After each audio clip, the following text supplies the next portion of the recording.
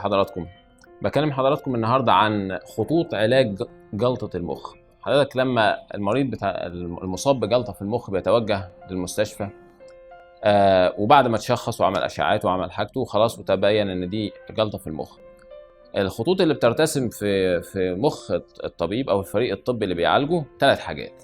بيوجه بعض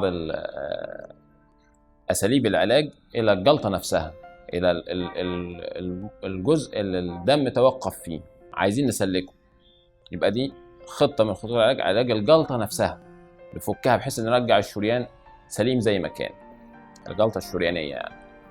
وفي خط تاني من العلاج إن هو يحمي أنسجة المخ اللي كان الدم ده رايح لها. في شريان تسد فيه الدم، فبالتالي في أنسجة للمخ مهدده بان هي تموت او ماتت جزئيا او جزء منها مات وفي جزء تاني لسه يعني بيعرج هيموت بعد شويه لو احنا اهملنا في علاجه. وثالث خط ان هو يعالج اسباب الجلطه، لان هو وارد جدا ان حد حصل له جلطه دلوقتي بعد ساعتين تحصل جلطه تانية، بعد 3 ساعات تحصل جلطه تالتة، مفيش مانع ابدا في خلال 24 ساعه تتكرر الجلطات. 3 خطوط الطبيب او الفريق المعالج بيبقى بيفكر فيهم وعامل حسابه عليهم. اول حاجه اعالج الجلطه نفسها، يعني الدم اللي وقف ده ارجع امشيه. تاني حاجه الانسجه بتاعه المخ المصابه اخليها عايشه لحد ما الدم يوصل لها، او لو انا خلاص عارف ان الدم مش هيقدر يوصل لها تاني احافظ على اكبر جزء منها بحيث انا اوصل له الدم باي طريقه تانية. وتالت حاجه ان انا اوجه بعض خطوط العلاج بتاعتي الى اسباب الجلطه علشان ما تتكررش.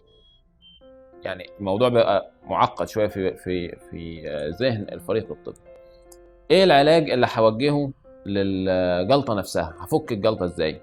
اتفقنا ان طبيا ان مش هي الحقن اللي تحت الجلد هي اللي بتفك الجلطات. في وقت معين الشريان اللي فيه اللي اتقفل دهوت في بعض الادويه مرتفعه التكلفه شويه، وبعض الاساليب اللي بتحتاج يعني معتمده على تقنيات عاليه شويه من الفريق الطبي ومن تجهيزات المكان، تقدر تفك الجلطه دي سواء عن طريق حقن في الوريد في خلال 4 ساعات ونص، او 4 ساعات ونص ده طبعا شامل التشخيص ووصول المريض للمستشفى والاشعاعات وجاهزيه حجره العمليات، او 8 ساعات او 12 ساعه بتقنيات اعلى، ده يفك الجلطه نفسها.